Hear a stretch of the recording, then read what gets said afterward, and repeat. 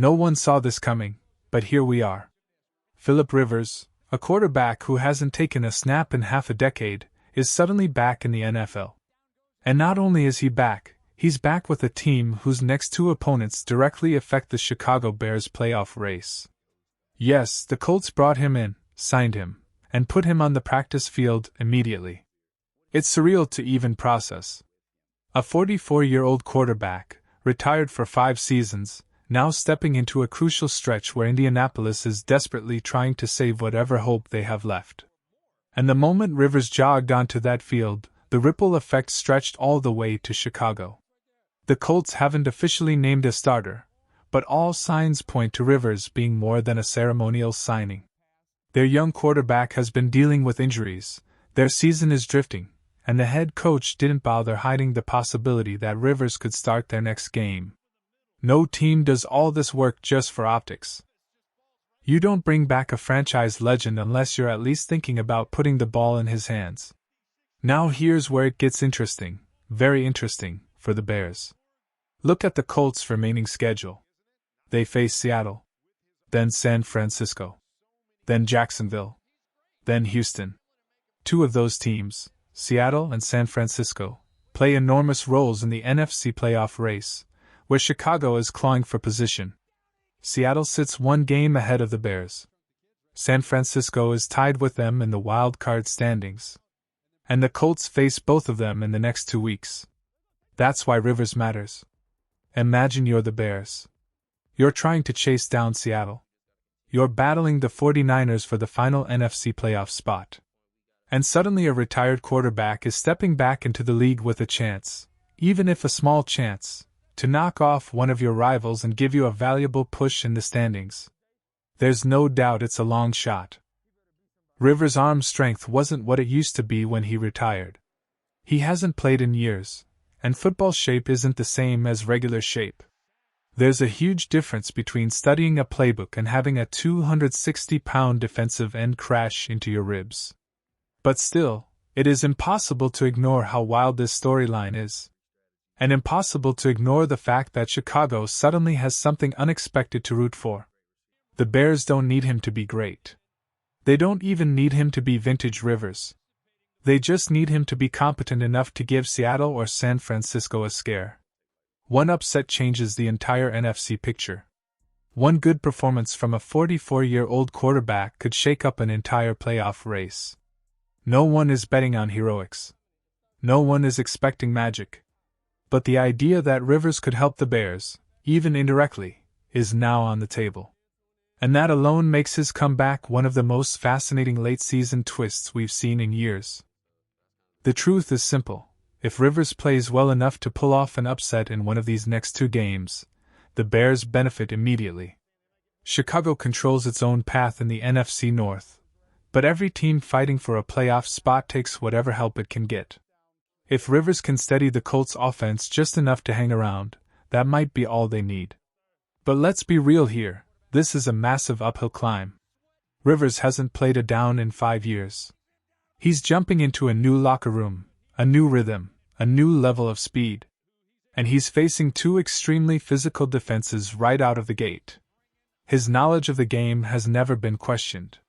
His ability to diagnose a defense is elite. But diagnosing Seattle's pass rush is one thing, surviving it is another. If he does get the nod, the Colts' success won't rely on Rivers alone. They'll need their star running back to carry the load, and they'll need their defense, which has struggled lately, to play one of its best games of the season. That's the only realistic formula. But the beauty of sports is that sometimes formulas don't matter. Sometimes the improbable happens. And look, whether Rivers shocks the NFL or gets swallowed alive, we're all watching because the story itself is unbelievable. A retired quarterback walking back onto an NFL field during a playoff chase? You couldn't script a more dramatic twist. If he somehow beats Seattle or San Francisco, even just one of those teams, it would be a massive boost for the Bears. The path to January football would get clearer. The pressure on Chicago would ease. And an NFC race that already feels unpredictable would be flipped once again. Before we move to the next section, A quick message for everyone who loves deep dive Bears discussions like this. If you're enjoying this breakdown, make sure you hit the subscribe button and turn on notifications. This community breaks down every storyline, from surprise quarterback comebacks to Chicago's evolving playoff chances, and you don't want to miss the next big update. New videos are dropping every week, and your support helps bring even stronger Bears coverage your way. Now back to the story. As wild as Rivers' return is, the Bears have something far more important to worry about, an upcoming matchup that gives Chicago a major advantage. And it has nothing to do with Rivers, Seattle, or San Francisco. It has everything to do with the weather and the Browns. While everyone is buzzing about Philip Rivers and the potential chaos he could create in the playoff picture, there's a much more immediate edge the Bears hold, and it comes from something simple, brutal, and impossible to ignore: the weather in Chicago. The upcoming game against the Browns is expected to be played in bone-chilling cold. Not grab your jacket, cold. Not wear 2 layers, cold. We're talking a wind chill that could drop into the negative teens. The kind of cold that makes breathing feel like work. The kind of cold where hard hits feel like collisions with steel. And this is where Chicago shines. In extreme conditions like this, the game changes. Passing becomes harder. Timing becomes inconsistent. Quarterbacks lose velocity. Receivers struggle to grip the ball. And teams that rely heavily on finesse suddenly find themselves fighting for every inch. Games like this become trench battles. Running games decide outcomes. Physicality becomes the entire identity of the contest. And when that happens, Chicago has a significant advantage. The Bears have been one of the strongest rushing teams in the league. Their running backs are explosive. Their offensive line has developed a rhythm. Their ground game isn't just good, it's consistent, aggressive, and built for matchups like this one.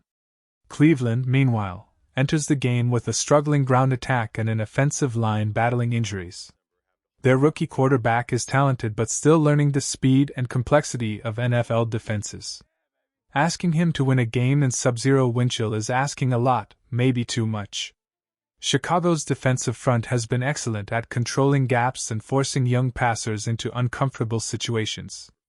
And if they shut down Cleveland's run early, the Browns have no choice but to put the ball in the rookie's hands, exactly what Chicago wants. On offense, the Bears don't need to overthink it. This is a game where you lean on the big men up front. Drive defenders backward. Wear them down. Let your running backs dictate the pace. You don't need 300 passing yards to win a game played in the freezing dark of a Midwest winter. You need control. You need patience. And you need a commitment to the ground game. And here's the underrated factor: cold weather football is a mindset.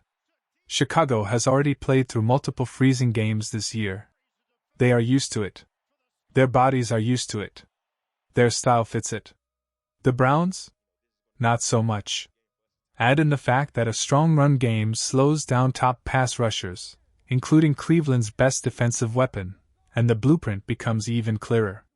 This is the type of game the Bears should thrive in. This is the type of game where Chicago's identity pays off. And this is the type of game that could push them one step closer to the postseason. Who wins this matchup? Drop your score prediction for Bears vs. Browns in the comments. Let's see who gets closest. And as always, stay warm, stay loud, and bear down.